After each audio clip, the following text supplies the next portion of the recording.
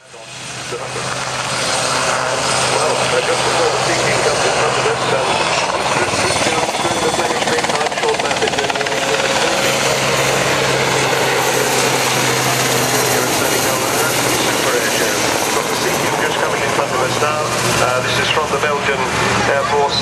Then we've got the Seaking Belgian F-16, followed by the lovely Dutch Hunter, and then the Red Bull B-25 Mitchell.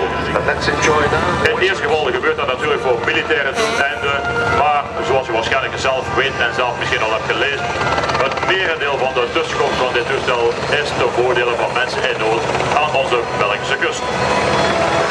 And two people, a diver and a medic, being lowered from underneath the belly of the Seaking there. Philip Windels, and Peter Mesbach being lowered to the ground on the strop from the Westland Seaking Mk.48. They're both on the ground now, and one of them has gone back up again. That'll be the diver, Philip, being hoisted up.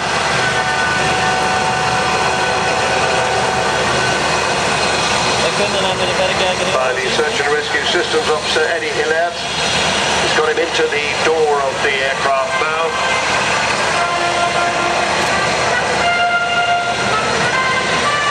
En ze bereiden natuurlijk nu die opening voor. Ondertussen natuurlijk is er toch een kleine demonstratie van de capaciteiten van deze middelzware Westland Seaking Mark 48 helikopter met een maximaal startgewicht van 9,5 ton. De schroeven wordt aangedreven door twee Rolls-Royce straalmotoren van 1660 pk elk.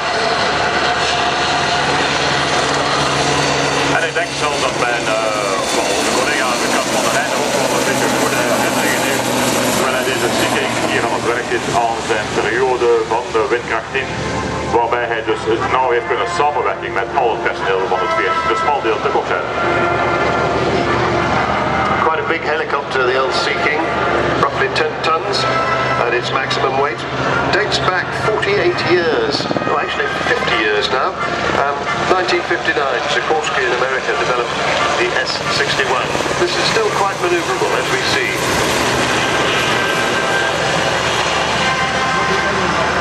Huge 5-bladed rotor. 62 feet, and I'm sorry I don't have that in meters. If it means anything, that's about the length of a cricket pitch. Not quite a cricket pitch. No, it doesn't. Chris is shaking his head. Oh well, never mind. I'll think of something. This is one of those sports that really don't really know. When it first came in, it was an absolute revolution because it's got two engines. Not many helicopters had two engines in those days, back in the 50s. But I see that the person who has found themselves dumped on the airfield is now setting up a smoke flare to guide the aircraft back in to pick them up. Ja, we krijgen hier nog een beetje een demonstratie hier van Joop, Chappie Capelle en Alexander Jacques Vermeijden. Dat zijn de twee piloten van voor. De standaard bemanning is twee piloten, boordtechnicus, dat is vandaag in het dossier. Er is ook een SAXO, een Search and Rescue System Operator, dat is Eddie Hillard. De duiker is Philip Windels en Peter Mesbach. Dat is de man die nu momenteel op de grond staat, die dus de rol van een slachtoffer speelt. Dus we vragen inderdaad een beetje verbeelding. We staan hier natuurlijk, we zeggen nu niet in Sanicole. Wij zoeken nu, ze hebben een oproep gekregen binnen het 40e smaldeel om een mogelijke drenkeling te gaan opsporen in de Noordzee. U moet denken dat hier allemaal voor ons enkel maar golven zijn, enkel water. En de helikopter is nu op zoek naar dit slachtoffer. Want zoals je weet, 365 dagen per jaar, 24/24, staat er een bemanning klaar om binnen de 10 minuten in te grijpen indien nodig. De zogenaamde stand-by crew. Well, some nifty flying there by the man in the right-hand seat. That's Captain Aviator Alexander Vermeer, generally known as Jack, and in the left-hand seat, Commandant Flieger Chappie Capelle and their flight engineer Ronnie Duchy. They're simulating finding the survivor on the ground, who's let off a flare now as well as the smoke. And they could be using their advanced navigation and radar system, which works day and night in all weathers. And there is actually an automatic flight control system that allows the crew to hover the aircraft accurately at low level hands off, but they won't be using that today because they normally only use it over the sea. They're now homing in on the survivor, and no doubt somebody will be down to pick him up any time now. Het inderdaad, de duiker gaat hier het toestel verlaten en gaat dus naar het slachtoffer toe en trachten zo snel mogelijk te stabiliseren en aan boord te hijsen van het toestel. Eens aan boord worden natuurlijk de eerste medische zorgen toegediend door de medic, dus eigenlijk een ambulancier die mee deel uitmaakt van de bemanning. En natuurlijk wordt het slachtoffer zo snel mogelijk overgebracht naar een hospitaal. Survivor is hooked up straight away. There they are. Give them a wave as they go up. They're waving enough so they can see. Oh, now they've stopped. The lift has stopped. Nog een beetje teamwork. Uiteindelijk gaan ze nu trachten de twee personen op dezelfde plaats te houden terwijl de helikopter naar boven gaat. Teamwork tussen de bemanning die de helikopter naar boven brengt en natuurlijk de operator van de kabel van de lier. Die moet trachten de personen op de juiste hoogte te houden, dezelfde hoogte te houden. So the survivors have stopped halfway up, the helicopter's gone up, now the helicopter's coming down, but the guys on the rope seem to be staying at the same height. Very frustrating for them. It's a bit like being stuck in a lift, and I suppose they'll eventually get up. When the helicopter gets quite close, maybe they'll get hoisted in.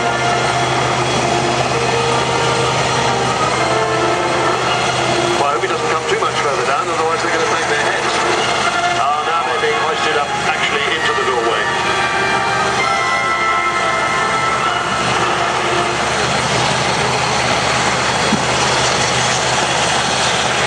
When this aircraft is being used for on its automatic systems, they have an auxiliary hopper trim which allows the winch operator, who's the guy looking out of the door, to control the aircraft with his or her own control stick. He or she can move the aircraft backward, forwards or sideways. And we're only allowed to do that over the sea. De Seaking helikopter werd door het 40ste in dienst genomen in 1976. Wel inderdaad 33 jaar in trouwe dienst in het 40ste. En er zullen inderdaad nog een 5 jaar bij zijn. Je moet waarschijnlijk al verloren dat in de toekomst. Maar wij voorspellen nu dat in 2014 dan zal deze Seaking helikopter vervangen worden door de NH-90. Dit natuurlijk in samenwerking met alle andere velden de vervanging ook eventueel van de A109 helikopters en verder. In ieder geval 33 jaar trouwe dienst. Een gekend beeld vooral aan de Belgische kust. Dit is Seaking.